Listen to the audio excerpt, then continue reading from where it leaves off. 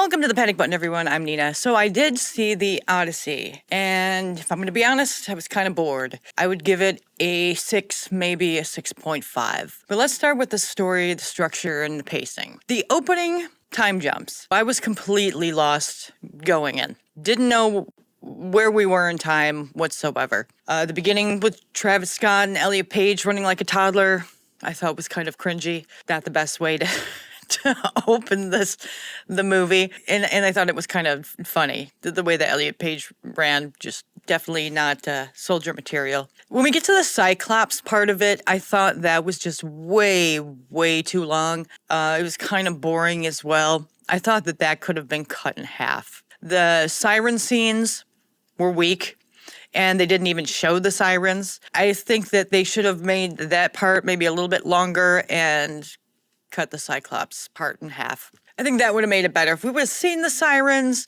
maybe made it a little bit more scary, I think it would have been more interesting than it was. The sacking of Troy part felt small and cheap. For a movie that has such a big budget, I thought it was poorly done. It reminded me of season 1 of Game of Thrones. During the shipwrecked part, when the ship splits in half, by the way, spoilers, in case none of you have read it or seen it, which majority of the people who went to go see it have never read the Odyssey. So there's that. So the shipwreck scene, the music in it was very confusing because it was sad. And I thought that Odysseus and his soldiers, I didn't like them. I didn't care that they died. I was actually rooting for them to die. So when that sad music came in, I was like, why? I hate these people. Good, die. That's how I felt about it. But in short, the constant time jumps were pulling me out of it. It was very hard to get completely immersed, especially in the beginning. So let's talk about the technical aspects of it, like the music, the visuals, and the production. The music, massive disappointment. The thumping drums, the overwhelming amount of bass, and the horrible synthy 80s VHS warped sounds.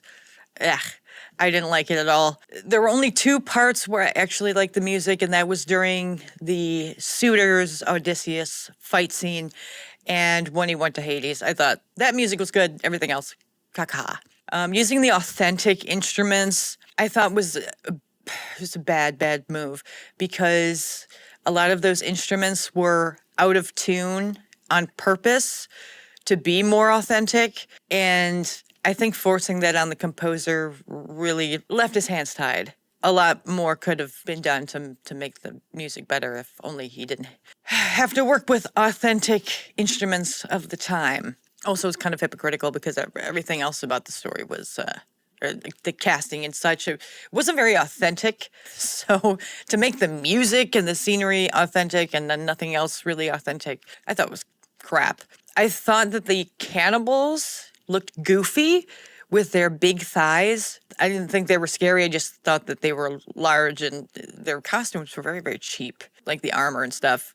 The Trojan armor, their masks look like paper cutouts, like they were like dollar store Trojans. Why would you be afraid of these guys? They can't even get their costumes right. They can't even get their armor right. Like I don't know, man. It looked tacky.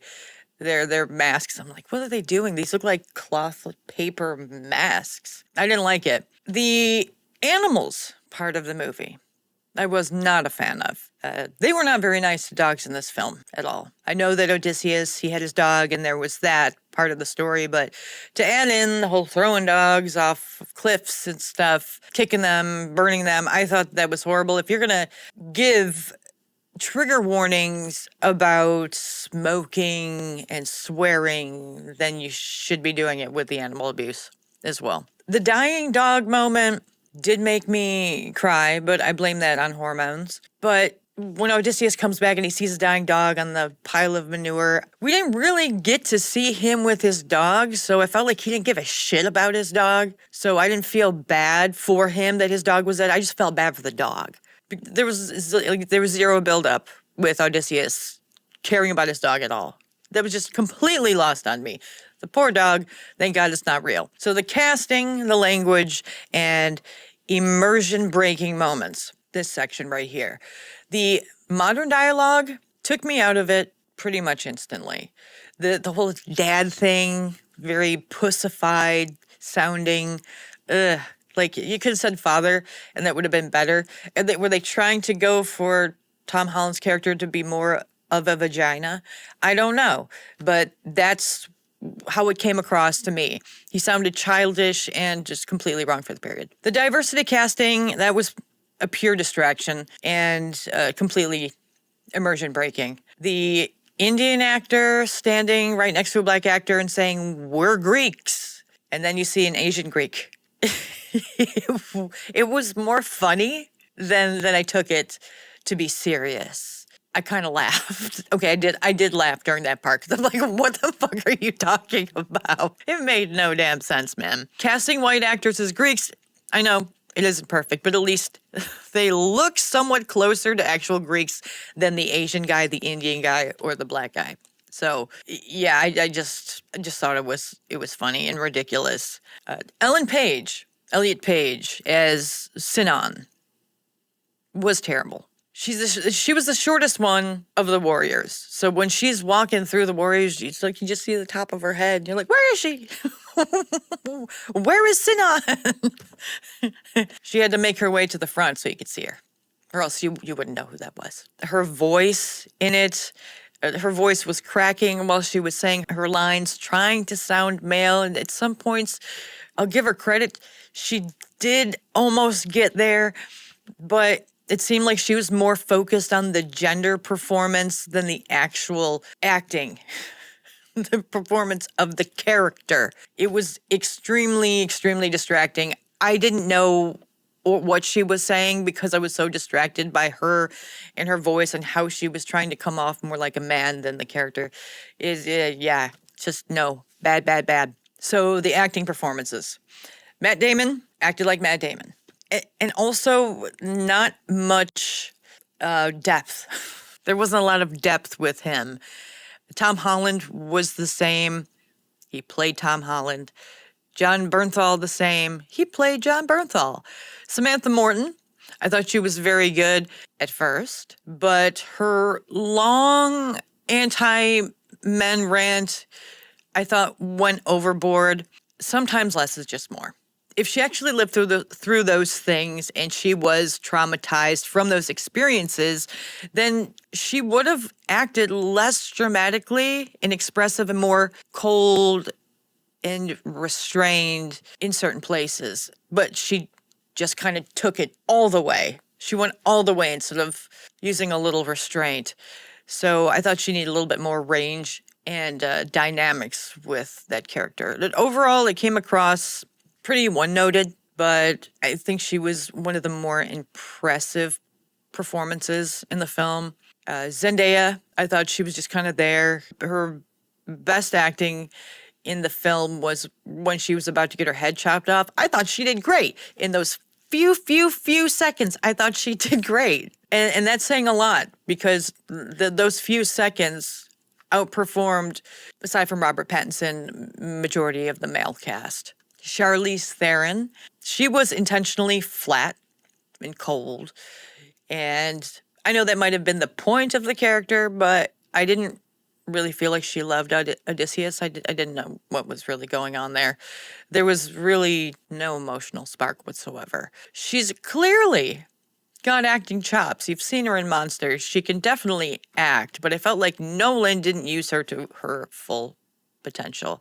I think if you're going to pay a ton of money to get these big name actors, you might as well use them to their full potential, aside from giving them scraps. I thought like a lot of the female characters, aside from Anne Hathaway, were just given scraps. And that sucks. Charlize Theron also appeared very one-noted, emotionally distant, which might have been what they were going for, but, I think it was a missed opportunity. Lupita, she was in it for a limited time. She played Helen of Troy and her sister. Most of the time she was flat as well, but at least she had some good parts where she got to actually act in them, and I thought she did pretty decent overall. Anne Hathaway as Penelope, I thought she was excellent. I thought she had a lot of dynamic range, and she shifted a lot between like angry and vulnerable and sad And she had a fierce intelligence and simmering rage and a heartbreaking tenderness. So I thought she brought more emotional depth and subtle physicality that most of the actors absolutely did not. She had more of a commanding presence on screen than majority of the actors did. That made her character feel more alive to me. And every time she was in a scene, she pretty much stole it. When it came to Robert Pattinson, I thought that he did extremely well. Him and Anne Hathaway were the best actors in the whole film.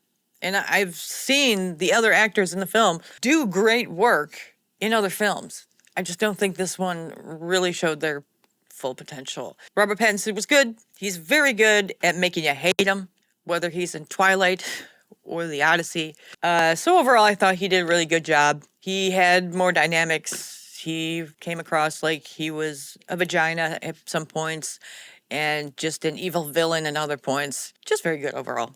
So the themes and the woke elements and the Hollywood criticism. One thing I noticed is they really tried to shove toxic masculinity into it. They gave the female characters like scraps.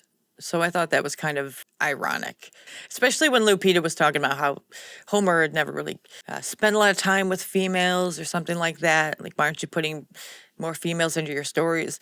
And I thought to myself, well, the film, The Odyssey, is written by a man, directed by a man, with a lead actor being a man. Majority of the time, the people you saw on screen were men. So I thought, maybe it's really not Homer's fault.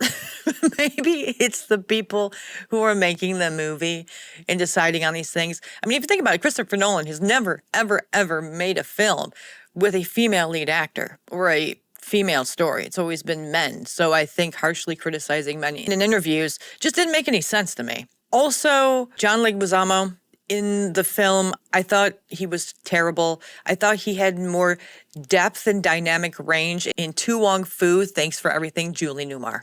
I thought the virtue signaling in the film was inconsistent and incredibly weak. It was heavy on the pointless DEI casting, and it was light where it actually should have mattered. So, missed opportunity and misplaced completely. Also, I thought that the backlash of the film was completely uneven because people slammed women's casting, but they barely mentioned the non-Greek guys in this film about Greeks. So we're hating on Lupita, and we're hating on Elliot Page. We're hating on Zendaya. Okay. But what about the Asian, the black guy, and the Indian, and the other black guys in the movie? Like, you didn't really hear many people trash that casting. Hollywood awards season is fake, preachy, and it's garbage. As long as you hit the DEI checklist, you're going to get nominated, just like one battle after another. I used to watch the award shows all the time, especially the Oscars. It used to be incredibly entertaining, and now it's like going to a church circle jerk of a whole bunch of rich people with their noses up each other's asses. I think we need to get back to original movies. Fuck the awards. Fuck the DEI checklist. Let's make better stories. Right now, we're not doing that. Only here and there, sparsely, and it's just not enough. And people are saying that this movie is great, and I think it's mostly because majority of the stuff that comes out of Hollywood that is in theaters is garbage. So when you're constantly fed garbage and then a mediocre something comes along, you're going to think it's great. So my conclusion and final thought. Overall, The Odyssey is mid. I thought there were a few strong moments, but overall mid. I expected a lot better from Christopher Nolan, but when I saw the casting, I kind of knew where that was going to go. And once I watched it, I was affirmed in my beliefs. It was kind of disappointing for the most part, which is why a 6.5 is better than like a 4. There were good parts. It did capture me in certain parts where I wanted to know what was going to happen next. But majority of the time, I was just waiting for something to happen. And that's all I have to say about that. So like and subscribe. Join our memberships to keep this channel going. Hype up this video if you're on your phone. And I'll see you in the next one. Bye.